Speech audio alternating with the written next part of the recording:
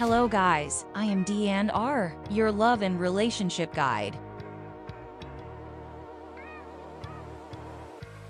Today we're going to talk about how to differentiate love and lust. Is it lust or love? Can this relationship survive beyond the sexual connection? Am I actually in love or just infatuated? These are questions therapists like us hear all the time. Understanding the difference between love versus lust can be quite tricky, especially because lust is usually the first phase of most romantic relationships. It can last up to 2 years. Lust is often the first phase of love, but lust doesn't always develop into a loving romantic relationship. Most romance portrayed in Hollywood films in which two people chase each other, fall madly in love, and the movie ends as soon as the relationship begins looks more like lust than secure and stable love. However, when you are in a relationship and don't realize the difference between love and lust, it can be difficult to tell whether the relationship has the potential to last. Here, we compare the two common terms, and how to tell which one you may be experiencing. Lust versus love. Lust is an intense sexual attraction to another person. At its best, lust can be the glue that draws us to a partner and allows for deep physical connection. At its worst, lust is fueled by idealization and projection of what we want to see rather than the reality of the person and situation. Additionally, it is a wild and dangerous misconception that ongoing lust is the expectation for a long-term relationship. Love is a bit more complex. One of the most popular subjects in literature and the arts, love in all its delights and sufferings, has often appeared a mystery, defined in an infinite number of ways throughout human history. From an attachment perspective, love is a basic human need that keeps us bonded to the people who matter most. A secure, loving attachment with a romantic partner involves a deep affection, trust, and acceptance of a person, flaws and all. It is no surprise people have a difficult time discerning between love and lust, given that the two phenomena activate similar neural pathways in the brain that are involved in view of the self, goal-directed behavior, happiness, reward, and addiction. Love and lust, however, are not identical and can appear in any combination, with or without the other, to varying degrees, and even fluctuate between the two states over time. How to tell if it's love or lust? While there are no rules when it comes to love, here are some helpful distinctions to consider if you are worried that the relationship is simply based on lust and not sustainable for a long-term relationship. Number 1. Why are you interested in the relationship? Lust alone is interest only in the partner sexually. Love is interest in getting to know the person over time. Number 2. Are you open to the hard work? Lust attempts to keep the relationship on an ideal level. Love expands to having difficult conversations and exploring painful emotions. Number 3. How do you feel about the person's flaws? Lust loses interest when you discover a person's flaws. Love accepts a person's positive and negative qualities. Number 4. Does the relationship get better over time? Lust is about immediate gratification. Love develops trust and commitment over a long period of time. Number 5. Where is the thrill coming from? Lust enjoys the fantasy and excitement of the interaction. Love feels risky and vulnerable because it involves opening yourself up and letting yourself be known. Number 6. How secure do you feel in the relationship? Lust can be impulsive and desperate. Love tends to be steady and secure. Number 7. Do you feel obsessed? Lust is a high that can feel like an addiction and consume all your mental space. It's closely linked with infatuation. Love holds a more balanced perspective and allows for the ability to maintain a balanced life. Number 8. Is there longevity? Lust dissipates over time. Love persists.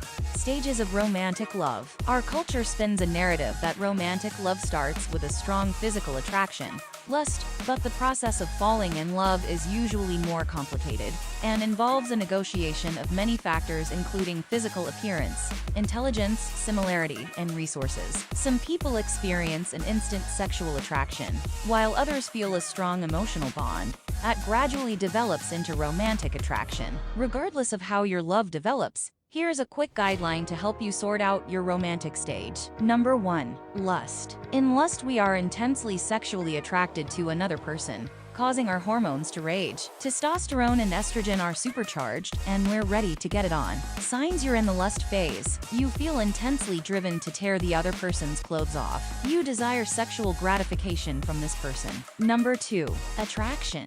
You'll know you've arrived in this phase when you feel like your world has been transformed by another person, and they've taken on a new level of importance in your life. All you want to do is spend time with them. Attraction is defined by changing levels of the neurotransmitters norepinephrine norepinephrine, dopamine, and serotonin. Norepinephrine energizes you and can suppress your appetite and need for sleep. Increased dopamine leads to goal-directed behavior, and depleted serotonin is associated with obsessive thinking. Signs you're in the attraction phase. You can't think straight because you're fixated on your partner. You want to be close to your partner all the time. Your friends are asking where you've been. You're not sleeping well. You're rarely hungry. You get butterflies in your stomach when you're near your partner. Number 3. Attachment. This is the phase of commitment and growth. You know you're here when the tidal wave of emotion has calmed, and life feels more normal again, yet somehow better. The stability and emotional trust you've created make you feel safer to face life's challenges. Vasopressin, a hormone associated with monogamy, and oxytocin, the cuddle hormone associated with mating and mother-infant bonding, are in high gear. Being in this stage doesn't mean sex and excitement is over, but you'll have to be more intentional in maintaining desire and intimacy. Signs you're in the attachment phase. You feel a sense of calm and contentment. You hold your partner in mind, but not all the time. You're focused on developing and growing with your partner. You easily make eye contact with them. You're able to openly express your needs and anxieties. Reflecting on whether a relationship is love or lust only goes so far. To get to the heart of the matter, think about why you are asking the question. Stepping into any romantic or sexually charged experience with another person is a vulnerable act. When we step into this unknown place of romantic attraction, we can easily find ourselves in a sea of overwhelming feelings that can drive us to seek a sense of safety and control. Before we ask the question, is it love or lust? It might be more helpful to ask which anxiety is making you ask this question in the first place. Are you wanting a committed relationship and worried it won't develop in that direction?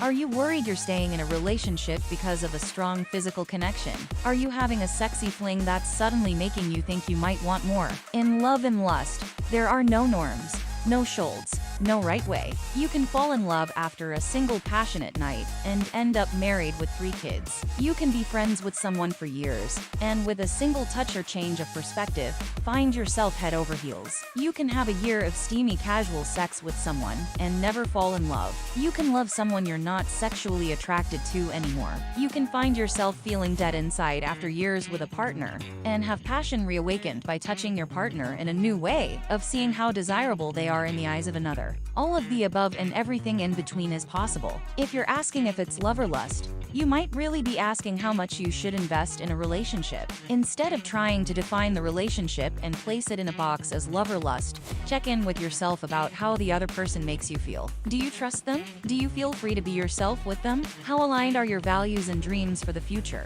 Maybe instead of asking, is it love or lust? Ask, how am I experiencing myself with this person? And what does that tell me about what I'm wanting or needing? If you're struggling deciding whether you're experiencing lust or love, you're not alone. The 2 terms are normal stages of a relationship.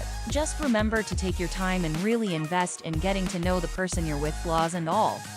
D&R, we remain your relationship coaching platform that helps you and your partner evaluate the current status of your relationship and identify ways to improve your relationship so that you can reach your relationship goals. We believe that you've enjoyed today's edition of our content. If you have any questions, kindly use the comment section, and don't forget to like, subscribe, and keep coming back for more.